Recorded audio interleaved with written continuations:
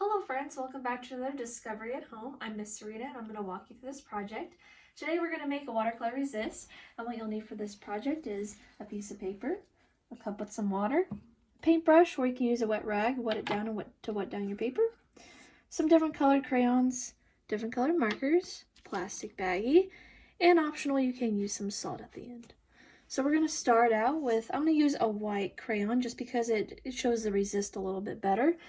So I'm going to make just some lines here, different designs. It doesn't have to be specific, it can just be kind of whatever you want. And what's good about the wax and the crayon is that it resists the water, so you can see your design in the end. And then we're going to take our paintbrush, wet down our paper, use quite a bit of water.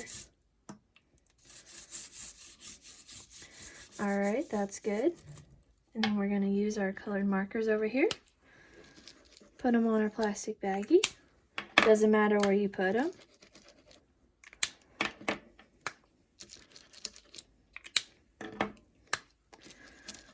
Alright, and then I'm going to put my hand in the baggie so that way I can just easily press it down on the paper.